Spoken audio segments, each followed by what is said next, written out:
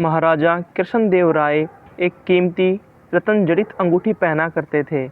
जब भी वह दरबार में उपस्थित होते तो अक्सर उनकी नज़र अपनी सुंदर अंगूठी पर जाकर टिक जाती थी। राजमहल में आने वाले मेहमानों और मंत्रीगणों से भी वह बार बार अपनी उस अंगूठी का जिक्र किया करते थे। एक बार राजा कृष्णदेव राय उदास होकर अपने सिंहासन पर बैठे थे, तभी तेनालीराम वहां आ पहुँचे। उन्होंने राजा की उदासी का कारण पूछा। तब राजा ने बताया कि उनकी पसंदीदा अंगूठी खो गई है और उन्हें पक्का शक है कि उसे उनके 12 अंगरक्षकों में से किसी एक ने चुराया है।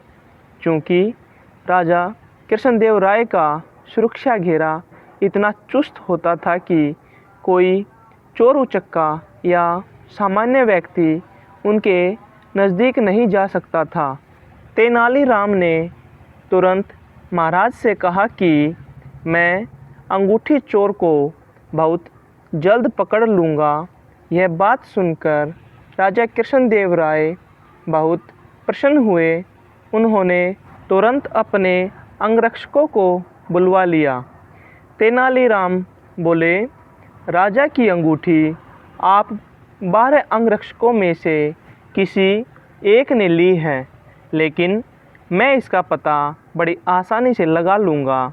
जो सच्चा है उसे डरने की कोई ज़रूरत नहीं और जो चोर है वह कठोर दंड भोगने के लिए तैयार हो जाए। तेनालीराम ने बोलना जारी रखा, आप सब मेरे साथ आइए, हम सबको काली माँ के मंदिर जाना है। राजा बोले, ये क्या कर रहे हो तेनालीराम? हमें चोर का पता लगाना है, मंदिर के दर्शन नहीं कराने हैं। महाराज, आप धैर्य रखिए, जल्द ही चोर का पता चल जाएगा। तेनालीराम ने राजा को सब्र रखने को कहा। मंदिर पहुंचकर तेनालीराम पुजारी के पास गए और उन्हें कुछ निर्देश दिए। इसके बाद उन्होंने अंगरक्षकों से कहा, आप सबको बारी बारी से मंदिर में जाकर माँ काली की मूर्ति के पैर छूने हैं और फ़ौरन बाहर निकल आना है। ऐसा करने से माँ काली आज रात स्वप्न में मुझे उस चोर का नाम बता देगी। अब सारे अंगरक्षक बारी बारी से मंदिर में जाकर माता के पैर छूने लगे। जैसे ही कोई अंगरक्षक पैर छूकर बाहर निकलता, तेनालीराम उसका हाथ सूंघते और एक कतार में खड़ा कर देते। कुछ ही देर में सभी अंगरक्षक एक कतार में खड़े हो गए। महाराज बोले, चोर का पता तो कल सुबह लगेगा, तब तक इनका क्या किया जाए?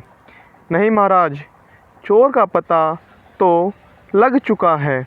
7वें स्थान पर खड़ा अंगरक्षक ही चोर है।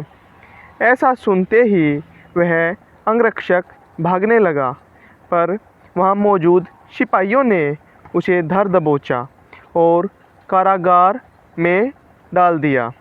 राजा और बाकी सभी लोग आश्चर्यचकित थे कि तेनालीराम ने बिना स्वप्न देखे कैसे पता कर लिया कि चोर वही है। तेनालीराम सबकी जिज्ञासा शांत करते हुए बोले, मैंने पुजारी जी से कहकर काली माँ के पैरों पर तेज सुगंधित इत्र छिड़कवा दिया था, जिस कारण जिसने भी माँ के पैर छुए उसके हाथ में वही सुगंध आ गई। लेकिन जब मैंने 7वें अंगरक्षक के हाथ महके तो उनमें कोई खुशबू नहीं थी। उसने पकड़े जाने के डर से माँ काली की मूर्ति के पैर छुए ही नहीं। इसलिए यह साबित हो गया कि उसी के मन में पाप था और वही चोर है। राजा कृष्णदेव राय एक बार फिर तेनालीराम की बुद्धिमत्ता के कायल हो गए और उन्हें स्वर्ण मुद्राओं से सम्मानित किया।